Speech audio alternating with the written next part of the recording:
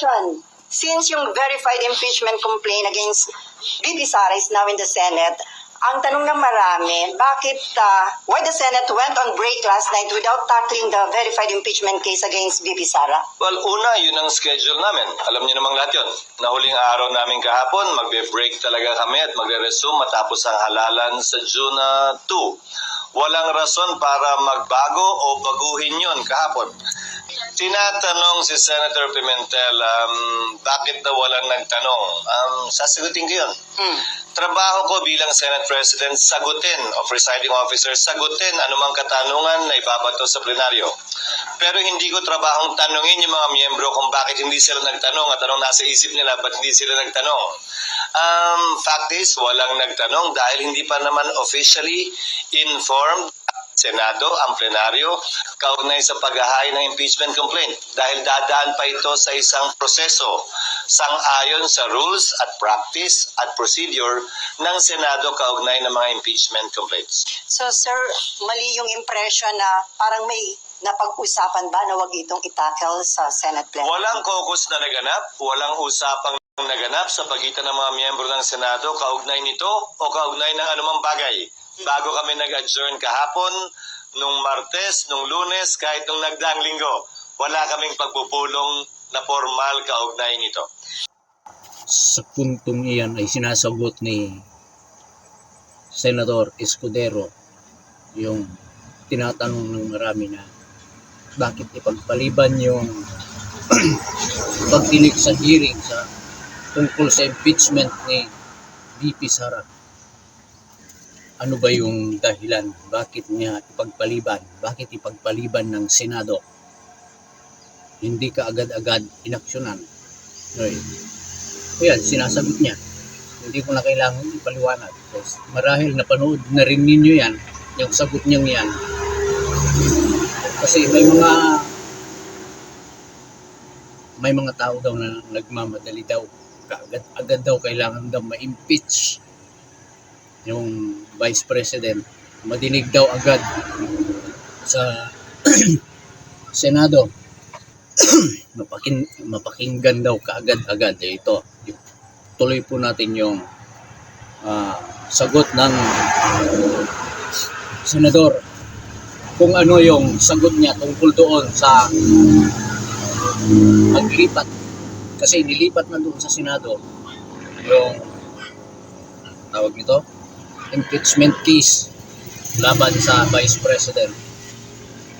So what will happen now on the articles of impeachment? As Senate President, it's your call, di ba sir? So what is your plan? Isa-isahin muna natin. Sang-ayon sa rules ng Senado, kapag kami inihaing articles of impeachment or complaint or resolution on impeachment sa Senado, the Senate President, nakalagay sa rules namin, shall take proper order of the subject of impeachment. And ano bang ibig sabihin ng shall take proper order of the subject of impeachment? Hindi nung impeachment complaint, hindi nung impeachment but the subject of impeachment. Ibig sabihin nun, kailangan isaayos muna ng Senate President ang Senado para sa pag-conduct ng isang pagdinig o trial. Sasagutin ko rin yung isang napakinggan kong abogado na tila eksperto din daw sa mga bagay na ito. Sabi niya, the Senate shall immediately, ayon sa kanya, sabi ng Constitution, proceed with trial. Busin na lang ng konti, pero parang hindi niya nabasa yung saligang batas. Walang sinabing immediately ang saligang batas. Ang sinabi ng saligang batas ay shall forthwith proceed with trial. Ayan. Kung babalik tanawan natin, bago ko sagutin yung tanong, Sally, kukomplituin ko na para... Okay. Kung babalik tanawan natin, may inihain na impeachment complaint noong 2011 laban kay Ombudsman Mercy Gutierrez. Inihain nyo ng March 23. Nag-adjourn ang Senado ng March 26. Mahaba yung sagot dito ni Senator Chis Escudero. Kung tapusin natin yan, mahaba yan, mauubos yung ating panahon dyan. Pero yung binigyan ko lang ng ang kinuha ko lang dyan ay yung mahahalaga. Napanood na marahil ninyo sa TV, dinig sa radyo, kumakalat sa social media, sa YouTube. Pero bago yan ay Nais ko pong munang magpasalamat sa inyong lahat sa walang sawa ninyong pagsuporta sa akin. Lalo na po yung mga kapatid natin Iglesia ni Cristo. Maraming salamat po. Mga kapatid na walang sawang nanonood sa aking mga video. At maging yung mga basher, maraming salamat po sa inyo. Nanonood din yung mga basher Nanonood, nagko-comment. Yun. Maraming salamat. Ang sarap pala ng pakiramdam ng mga basher. Pero hindi yun ang pag-uusapan natin ngayon. Ito yung napapanahong issue, yung tungkol sa impeachment. Kasi marami nang natuwa, maraming naging masaya dahil na-impeach na daw yung Vice President sa Kongreso. At kaagad-agad nilang inilipat doon sa Senado. Ito nga, pakinggan nga natin yung mga nag-impeach, naghain ng kaso. Complaint filed against Vice President Sara Z. Duterte, filed by Teresita Quintos Deles, Father Flaviano, SBD Gary Alejano et al., and endorsed by Representative Percival B. Sendanya of the Akbayan Party List on December 2, 2024. Impeachment complaint filed against Vice President Sara Z. Duterte, filed by Teodoro Casino, Lisa Masa, Nery Colamares, et al., and endorsed by Representatives Franz De Castro of the Teacher Party List, Representative Arlene D. Brosas of the Gabriela Party List, and Representative Raul Daniel A. Manuel of the Kabataan Party List on December 4, 2024. Mahaba-haba din yun, kaya hindi ko na rin tinapos. Gusto ko lang marinig ninyo at mapanood kung sino-sino yung mga naghain ng impeachment case laban sa ating Vice President. Ngayon, wala na, impeach na si Vice President doon sa Kongreso kasi 215 ang pumirma doon sa pang-apat niyang case impeachment na isinulong ng ilang tao, ibang grupo. At masayang-masaya na sila, masaya. Nagkukumahog na sila nagkukumahog kasi parang mauubusan na sila ng panahon. Yan ang gagawan natin ng reaction ngayon. At yung mga basher ay maraming salamat. Thank you. Nanonood kayo, nagko-comment. Thank you.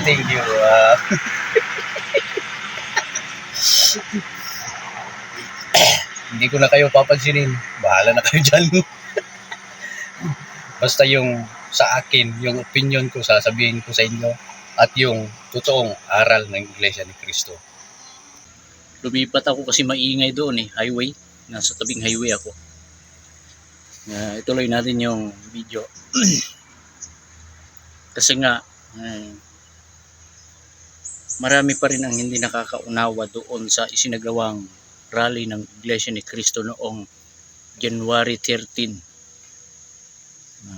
Binabatikos nila, ipinipilit nila sa ibang mga tao na nakakapanood sa kanila na iyon ay pabor daw o pagsuporta sa Vice President kay VP Sara Duterte.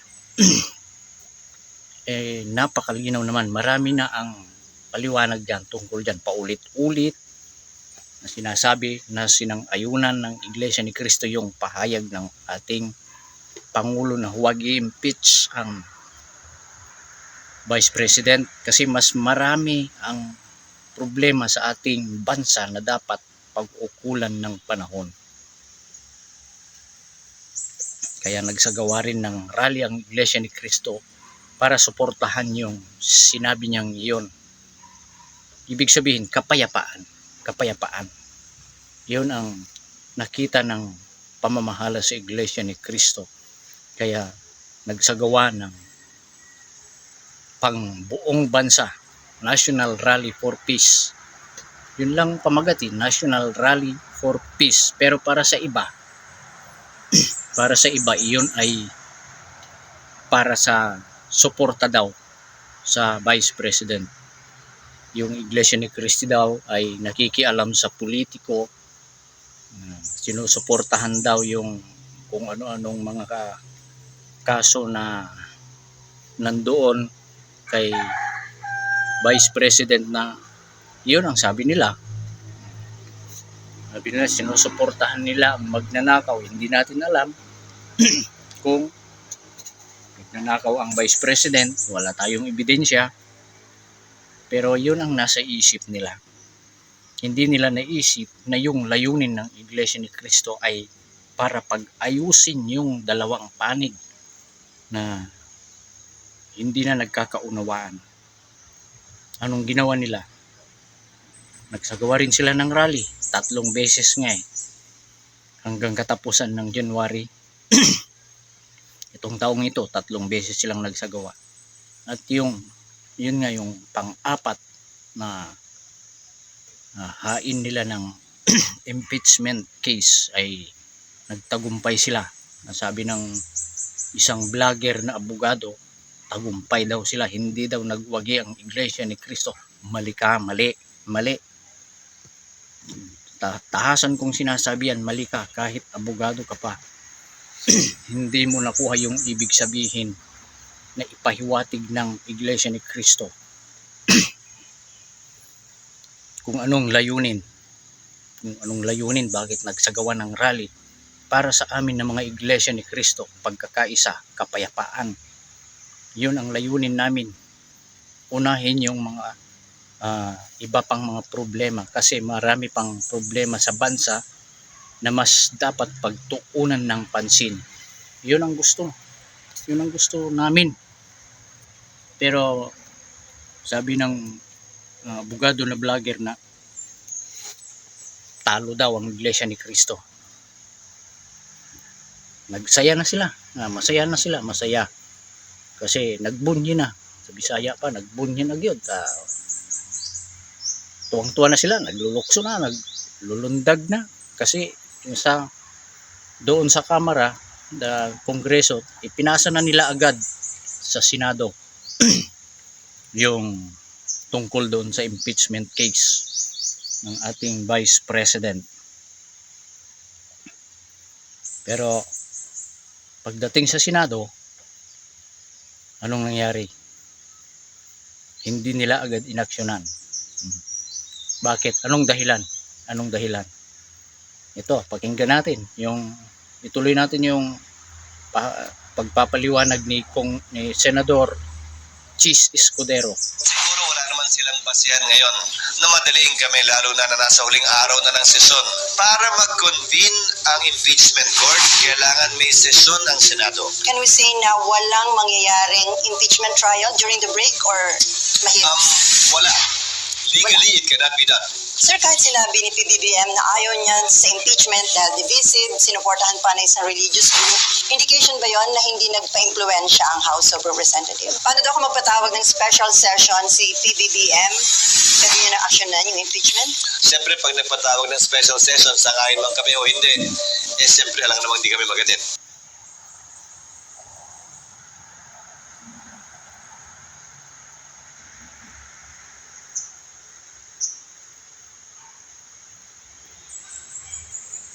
Sandali ha.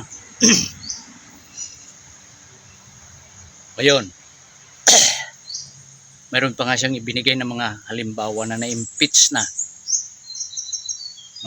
Nagbigay pa siya ng halimbawa ng mga taong na-impeach na pero hindi agad sila kumilos.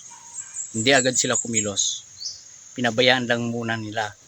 Pinag-aralan, sinuri, bago inaksyonan. Ito, ituloy natin yung pagpapahayag ni Senador Chis Escudero. The Senate President, nakalagay sa rules namin, shall take proper order of the subject of impeachment. And ano bang ibig sabihin ng shall take proper order of the subject of impeachment? Hindi ng impeachment complaint, hindi ng impeachment but the subject of impeachment. Ibig sabihin nun, kailangan isaayos muna ng Senate President ang Senado para sa pag-conduct ng isang pagdinig o trial. Kung babalik tanawan natin, may inihain na impeachment complaint noong 2011 laban kay Ombudsman Mercy Gutierrez. Inihain nyo ng March 23. Nag-adjourn ang Senado ng March 26. Walang ginawa ang Senado noon. Nagsimula ang trial May 19. Mahigit kulang-kulang isang buwan ang lumipas dahil magre-recess din sila noong mga panahong yun. Kung maalala nyo ang impeachment ni dating Chief Justice Corona, ng yumaong dating Chief Justice na si Corona, final ang impeachment complaint ng December 13, nag-trial po sila January 19. So kung susuriin nyo, base sa President yung salitang forthwith, hindi naman po ibig sabihin nun, kinaumagahan, agad-agad, dali-dali. Tuloy na lang natin. Mahaba yun eh. Mapapanood niyo yun sa mga vlog ng iba sa YouTube. Ito, gawan ko ng reaksyon para sa aking opinion na. Umpisahan natin. Bakit nagsagawa ng rally noong January 13, 2025 ang Iglesia ni Cristo? Sa madaling salita, para sa kapayapaan. Para sa kapayapaan. Yun ang gusto ng Iglesia ni Cristo sa ating bansa. Bakit? Sino ba ang nag-utos na dapat magkaroon ng kapayapaan? At inyong hanapin ang kapayapaan sa bayan na aking pinagdalhan sa inyong bihag, at inyong idalangin sa Panginoon, sapagkat sa kapayapaan niyaon ay magkakaroon naman kayo ng kapayapaan. Nakasulat mismo sa Biblia, aral ng Panginoong Diyos na magkaroon ng kapayapaan, hindi lamang para sa Iglesia ni Cristo, kundi para sa lahat ng mamamayan. Anong idudulot nun kung may kapayapaan sa lahat ng mamamayan? Ayon sa Biblia, ito maliwanag ang wika, sapagkat sa kapayapaan niyaon magkakaroon din kayo ng kapayapaan. Hindi lang para sa Iglesia ni Cristo yung isinagawang kapayapaan noong January 13. Para sa lahat. Kahit anong relihiyon mo, kahit hindi ka kaanib sa Iglesia ni Cristo, para sa kapayapaan. Yun ang isinusulong namin noon. Pero nagmukhang baliwala sa iba dahil iba ang dating sa kanila. Sinasabi nila na may pinapanigan na politiko ang Iglesia ni Cristo.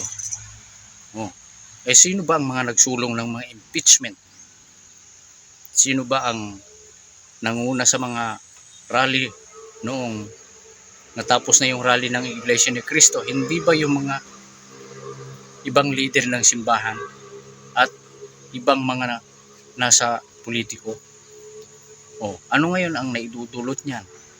Nagkakaroon ng pagkakabahabahagi. Wala na yung kapayapaan. Nagkaroon na ng pagkakabahabahagi. Mayroong kanya-kanya ng pahayag, mayroong kanya-kanya ng saloobin. Yung ibang panig dito, yung iba naman panig doon. Wala na yung kapayapaan. Yun ang gustong ipahiwatig ng Iglesia ni Cristo. Yun ang nakikita ng pamamahala ng Iglesia ni Cristo, na dapat may isaayos, may isagawa yung kapayapaan. Pero nagmatigas yung iba. Hindi nila binuksan yung kanilang isipan, hindi nila binuksan yung kanilang damdamin. Ang gusto nila yung pangsarili lamang. Sabi nila, mayroong kasalanan daw ang Vice President. Wala akong sinusuportahan, hindi po ako nakasuporta sa kanino mang politiko. Ito ay opinion ko lang. Ang sabi ng iba, mayroong kasalanan daw yung Vice President. Kung mayroong kasalanan, halimbawa, na-impeach siya sa Senado, wala na ba yung kasalanan? Hindi na kaya siya i-dedemanda ng mga taong nagsasabi na mayroon siyang kasalanan? Ganun lang yun eh. Halimbawa, na-impeach siya, tapos maghahain pa ng kaso. Magulo eh. Yung impeachment, hindi po tutol ang Iglesia ni Cristo dyan. Hindi po tutol. Hindi po tutol. Basta't ilagay tama sa rule of law. At dapat unahin yung mga dapat na unahin na problema ng ating bayan, ng ating bansa. Ay ngayon, na-impeach sa Kongreso, dadalhin na sa Senado. May mga tao daw na gustong madaliin. Sabi ng Senador Chis Escudero, ba't sila nagmamadali? Talaga namang halata mong mayroon silang galit kay Vice President. Hindi natin alam kung ano yung pero yung mga tao na yun na pumirma na 215 sabihin na natin nagwagi sila, panalo sila. Yung mga pumirma na yun na 215 sa Kongreso, mga congressman, representative ng galing sa iba't ibang distrito na kinabibilangan nila dito sa Pilipinas, 215. Maraming distrito ang ating bansa. May mga kanya-kanyang congressman yan, may mga congresswoman, pero yung pumirma ay 215. Ay, pero ito, tanong ko naman sa inyo, sana maunawaan lang, yung 215 na yon, ngayon, taong ito mayroong gagawing halalan.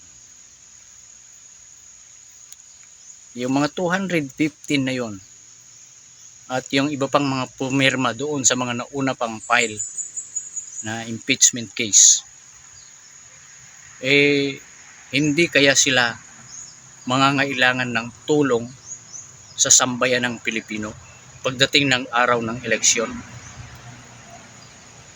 Ang isinulong noon, balikan natin yung rally ay para sa kapayapaan. Sa aking pananaw, yung mga pumirma, sa aking palagay lang hindi ko alam kung sino-sino yung mga pumirma, ayaw nila yung ipinahayag namin ng mga iglesia ni Cristo noon na kapayapaan, yung peace. Kasi itinuloy nila Tapos ngayon, nagtagumpay sila. Nung magtagumpay na, haharapin na nila yung taong bayan. Hihingi na ng tulong para sa halalan. Palagay po ninyo, yung mga pumirma na yun, mayroon pa kaya silang lakas ng loob na magsalita sa mga taong bayan na ng kapayapaan?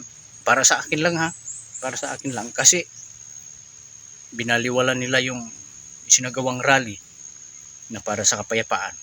Itinuloy nila yung gusto nila na nagdulot ng pagkakabahabahagi, nagdulot, para sa akin lang ito nagdulot ng hindi ko pinipilit sa inyo yung aking opinion, nagdulot ng iba't ibang reaksyon. Yung ating ngang presidente anong sabi niya? Ito, panoorin natin kung anong sabi niya. No, I think executive cannot have a hand in the impeachment. Walang role ang executive sa impeachment. Nanindigan si Pangulong Bongbong Marcos na wala siyang kinalaman sa pag-impeach ng Kamara kay Vice President Sara Duterte. But the conventional... Yon, wala siyang kinalaman doon sa isinagawang impeachment. Kasi siya nga ang mismong nagsabi na huwag ituloy yung impeachment. Kaya ngayon, wala talaga siyang kinalaman. Sino ang may kinalaman? Hindi yung mga pumirma, yun lang ang mga may kinalaman doon. Taong bayan naman ngayon ang hahatol pagdating ng araw ng eleksyon. Sino-sino ang dapat iboto. Sino-sino ang dapat ihalal? Yung bang umiibig ng kapayapaan? Yung bang o yung gustong magkakaroon ng pagkakabahabahagi? Nakukuha po ninyo yung ibig kong sabihin? Alam natin, nasa araw ng eleksyon, ang solidong boto ng Iglesia ni Cristo ang sinusundan ng iba. Yun lang mga kakilala ko, mga kapitbahay ko. Sinusunod nila kung ano yung pinagkakaisahan sa araw ng eleksyon. Nagtatanong sila, sino ang inyong dadalhin? Kasi yun na rin ang aming dadalhin. At kung mapapansin po ninyo, talagang sulit yung pagkakaisa sa Iglesia ni Cristo. Hindi man majority, pero sulit. Sabi nga nila, minority. Sige, bahala kayo, basta kung anong kanyo dyan, kung minority, sige. Pero yung pagkakaisa, sulit. Yung mga pumirma na yun, ng mga politiko, wala kaya silang kailangan sa mamamayang Pilipino? Kasi matalino na ngayon ang mamamayang Pilipino. Tinitignan na nila kung sino yung karapat-dapat na ihalal. Kung sino yung kurakot. Kung sino yung wala namang ginagawa doon. Tumatanggap lang ng sweldo. Tumatanggap lang ng kung ano-anong kwan dyan. Pabor para sa kanila. Kasi politiko eh. Pero wala namang ginagawa para sa bayan. Nagdudulot lang ng pagkakabahabahagi. Matalino na ngayon ang mga mamamayan. Sa mga survey ha, yung totoong survey, hindi yung fake na survey, kasi mayroong fake na survey. Kahit saan, sa social media, talagang malakas ang Vice President nangunguna. Sa totoong survey ha, sa totoong survey. Kaya para sa akin, nagdulot ito ng yung pagkaka-impeach niya ng hindi maganda. Sana po sa mga kababayan natin maging matalino tayo. Maging matalino tayo sa araw ng eleksyon. Kaya ipinospon ng senador yung pagdinig doon sa kaso. Malamang, ito nasa isip ko lang ha. Kasi parang sa June 2 na nila uumpisahan yun eh. Matagal-tagal pa yun. May mga bagong halal na ipupwesto. Malamang yung iba na pumirma, wala na. Tanggal na. Ano kaya ang susunod na mangyayari pagkatapos ng eleksyon? Ito para sa akin lang ha. Wala akong pinapanigang politiko, wala akong pinapanigan na ganito. Basta yung sa akin lang, yung kapayapaan lang sana. Reaksyon ko lang. Sige, maraming salamat po at sana ay naunawaan ninyo yung ibig kong ipaliwanag, yung ibig kong ipahiwatig. Ngayon, kung may mga nabigkas ako na sabi na mga hindi ninyo gusto, pasensya na, sorry. Wala naman akong intention na saktan ang inyong damdamin. Yung opinion ko lang yung sinabi ko. Maraming salamat po sa mga nanonood ng mga kapatid sa Iglesia ni Cristo.